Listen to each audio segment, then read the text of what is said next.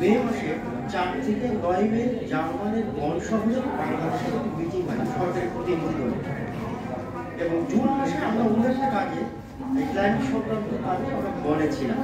বনে যার কথা আমাদের 7 তারিখে তাদের পরিবেশ উন্নয়ন মন্ত্রী আমাদের 4 জনকে নির্বাচিত করলেন কথা বললেন।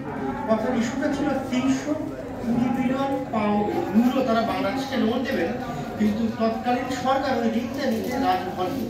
আমরা যেমন সিভিল সোসাইটির প্রতিনিধি হিসাবে সরকারকে অনুরোধ করে ঋণটা নেওয়ার জন্য, তা না হলে এই ডিসেম্বর মাস পরে ঋণের টাকাটা তারা বাংলাদেশকে দিতে পারবে।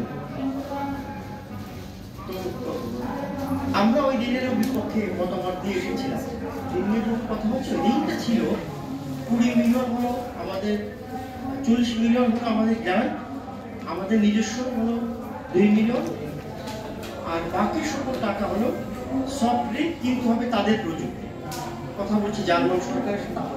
অত্যন্ত দুঃখের বিষয়, গত পরশুদিন সেই ঋণটা আমরা স্বাক্ষর করেছি। তো জলবায়ু পরিবর্তন বিষয় নিয়ে যে আপনারা কথা বলছেন, আসলে এটা একটি ফান্ড। জলবায়ু পরিবর্তন খুবই একটি সাধারণ প্রক্রিয়া প্রকৃতির, এবং সাধারণভাবে সেটা ঘটবে, কিন্তু উন্নয়নের নামে মনুষ্য সৃষ্ট যে দুর্যোগ, সেই দুর্যোগ ত্বরান্বিত করেছে জলবায়ু পরিবর্তনের এই ঘটনাকে, এবং সেই ঘটনাকে আমরা সামনে এনে সকল দায় জলবায়ু পরিবর্তনের ঘাড়ে দিয়ে দিয়েছে।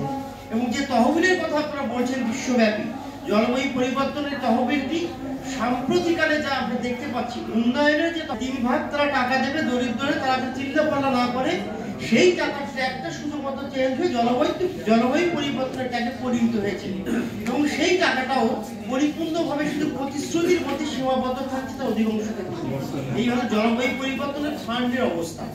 তো আমরা আজকে পৃথিবীতে যে জায়গাটায় দাঁড়িয়ে কথা বলছি, এই যে এই সামিটটা এমন একটা সময়